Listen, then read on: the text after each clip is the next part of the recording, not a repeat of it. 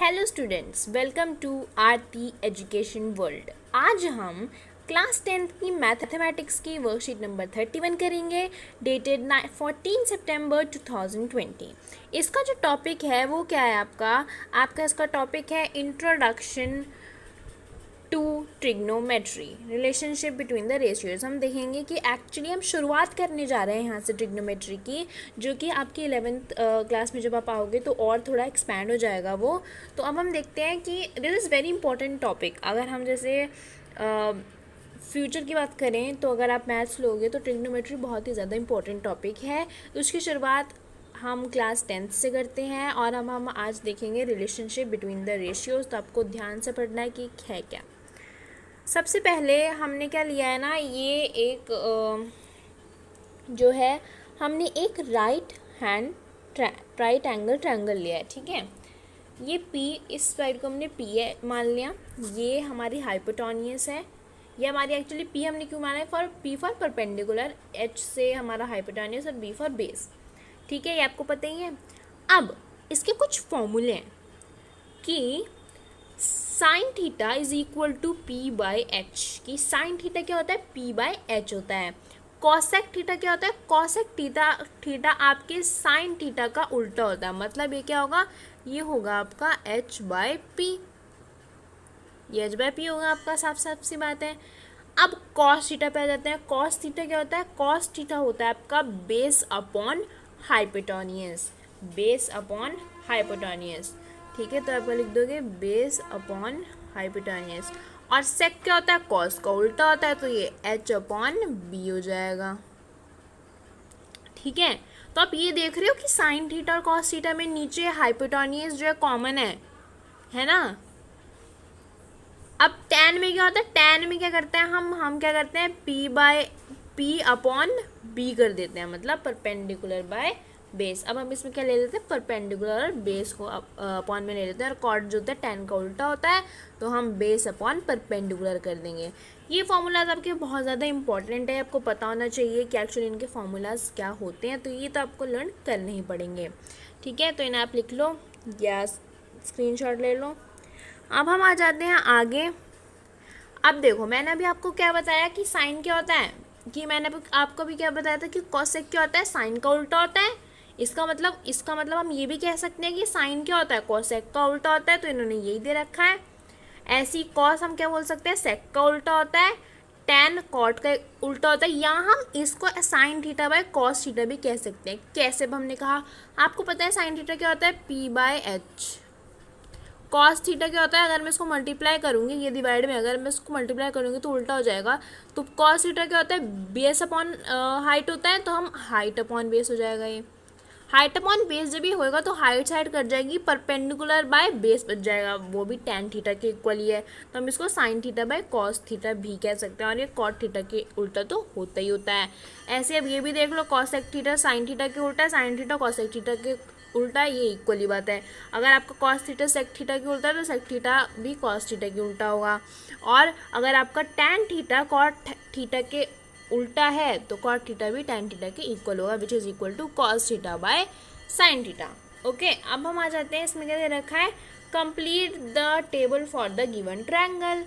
अब आपको क्या करना है, कंप्लीट करना है। अब आपको पता ही है, क्या लिख दोगे आप, साइन थीटा पूछा इन्होंने, क्या होगा साइन थीटा, क्या होगा आपको पता ही है, पी बाय एच, मतलब परपेंडिकुलर बाय हाइपोटेन्यूस। परपेंडिकुलर आपकी ये है 3, एच आपका ये है 5, तो साइन थीटा क्या हो गया 3/5। कॉस थीटा क्या हो जाएगा, बेस अपॉन हाइपोटेन्यूस, मतलब 4 और 5 ले लेंगे इसमें हम, तो ये क्या हो जाएगा 4/5। टैन थीटा क्या हो जाएगा, टैन थीटा हो जाता है 3/4, क्योंकि ये परपेंडिकुलर बाय बेस होता है। परपेंडिकुलर ये रहा, बेस आपका ये रहा, तो 3/4।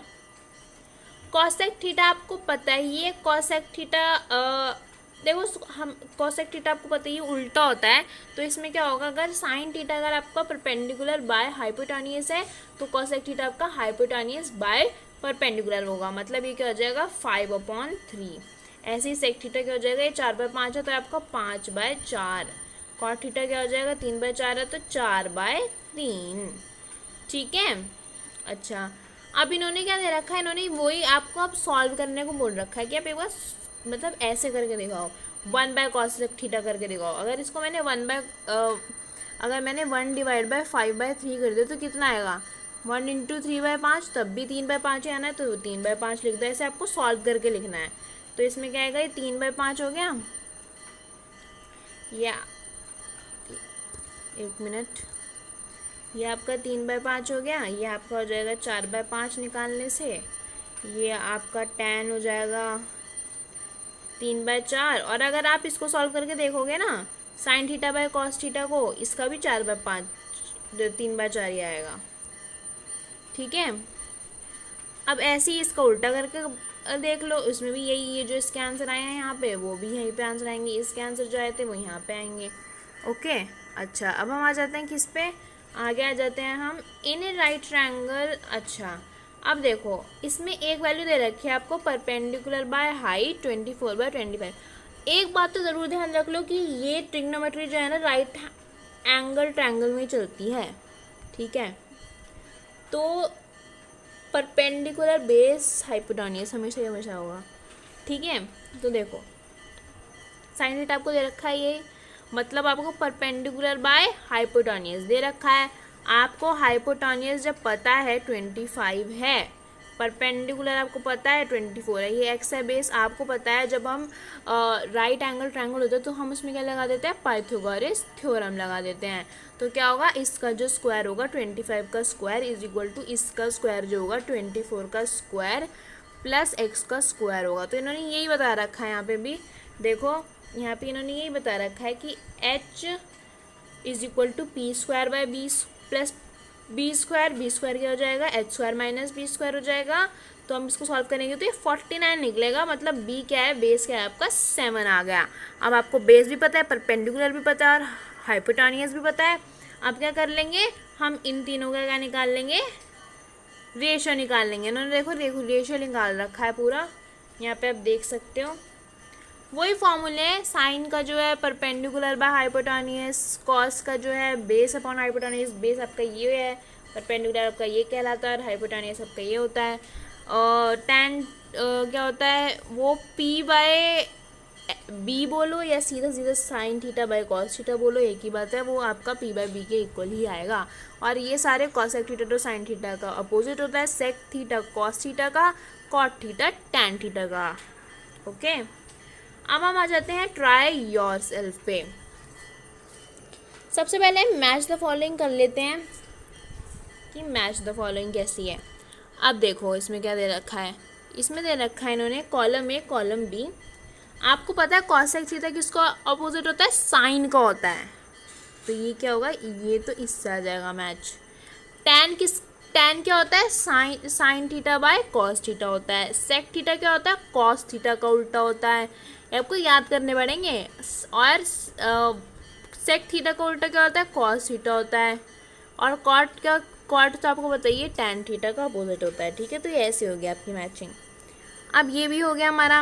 अब हम आ जाते हैं किस पे, in a right angle triangle sine theta is equal to 5/13 find all the trigonometric ratios for the triangle, कि हम अब कैसे निकालेंगे। अब हम देखते हैं इसको हम कैसे निकालेंगे। तो अब हम आ जाते हैं अपने पहले क्वेश्चन पर, जिसमें आपको क्या दे रखा है कि साइन थीटा क्या है आपका 5/13 के इक्वल है। अब हमें क्या बोल रखा है, अब हमें बोल रखा है कि हमें और सारे ट्रिग्नोमेट्रिक रेशियोज निकालने हैं। सबसे पहले आपको ये पता है कि साइन थीटा का अपोजिट क्या होता है, कॉसेक थीटा। कॉसेक थीटा क्या होता है आपका, कॉसेक थीटा होता है 1/sin थीटा। मैंने उल्टा बोला, मतलब 1/sin थीटा। तो 1/sin थीटा कैसे होगा, इसको आप अपोजिट कर दो, ये 13/5 हो जाएगा, मतलब कॉसेक थीटा। एक तो ये निकल गया आपका ट्रिग्नोमेट्रिक रेशियो। दूसरा निकालते हैं। अब देखो, अब सबसे पहले इसमें आप ये अब आपको साइन थीटा आपको पता है, अब हमें 3 वैल्यू चाहिए। इसमें तो हमें 2 वैल्यू दे रखी है क्वेश्चन में, हम तीसरी वैल्यू कैसे निकालना है। अब आपको पता है साइन थीटा का फॉर्मूला क्या होता है, perpendicular by hypotenuse is equal to 5/13, ये इसमें आ रखा है। अब हमें क्या निकालना है, अब हमें राइट एंगल ट्रायंगल से निकालना है। तो राइट एंगल ट्रायंगल लगा देते हैं, हाइपोटेन्यूज आपका 13 हो जाएगा, परपेंडिकुलर आपका 5, और ये x है। ये ट्रायंगल थोड़ा अच्छा नहीं बना है, नेवर माइंड। अब हम इसको निकालते हैं। अब आपको पता है पाइथागोरस थ्योरम, मतलब ये जो हाइपोटेन्यूस होगा इसका स्क्वायर 13 का स्क्वायर इज इक्वल टू 5 का स्क्वायर प्लस x का स्क्वायर हो जाएगा। 13 का स्क्वायर क्या होता है 169 होता है, इज इक्वल टू 5 का स्क्वायर क्या होता है 25 होता है, प्लस x का स्क्वायर। अब x का स्क्वायर क्या आ जाएगा इससे, x का square is equal to 169 minus 25, 144 आ जाएगा x का स्क्वायर। अब अगर x का स्क्वायर इज इक्वल टू 144 है, इसका मतलब x कितना है आपका, x आ रहा है आपका 12, मतलब x आपका 12 है, मतलब आपका परपेंडिकुलर और हाइपोटेन्यूस तो दे ही रखा था, बचा क्या बेस, तो बेस आपका कितना हो गया 12, बेस आपका 12 हो गया। कॉसेक आपने निकाल लिया, बाकी के कैसे निकालेंगे अब हम वो देख लेते हैं। अब देखो हमें परपेंडिकुलर दे रखा है आपका, कितना दे रखा है परपेंडिकुलर, हमें आपको परपेंडिकुलर दे रखा है 5, हाइपोटेन्यूस आपकी दे रखी है हमें 13 और बेस हमने अभी निकाला वो क्या आ रहा है आपका 12 आ रहा है। ओके, अब हम निकाल लेते हैं कॉसेक, मैंने निकाला था, साइन दे रखा है, अब हम कॉस निकालते हैं। कॉस क्या होता है बेस अपॉन हाइपोटेन्यूस होता है इसका फॉर्मूला, तो क्या हो जाएगा 12 अपॉन 13। इसका उल्टा क्या होता है कॉस का सेक, सेक थीटा कॉस का उल्टा होता है, 1 अपॉन कॉस थीटा होता है ये, तो कितना आ जाएगा कॉस थीटा होता है, थीटा ज़रूर निकालना है लगाना है इसमें, इज इक्वल टू कितना हो जाएगा 13/12। 2 आपके यहाँ और निकल गए, तो आपके पास 3 और निकल गए क्वेश्चन में जो दे रखा है उसके अलावा। अब हम क्या निकाल लेते हैं tan थीटा निकाल लेते हैं। tan थीटा क्या होता है, टोटल आपके कितने रेशियो होते हैं 6 होते हैं। tan थीटा क्या होता है आपका, tan थीटा होता है मैंने आपको बताया था p/b होता है, जो कि कितना होएगा 5/12। अब cot थीटा कितना होता है, cot थीटा tan थीटा का उल्टा, मतलब 12/5।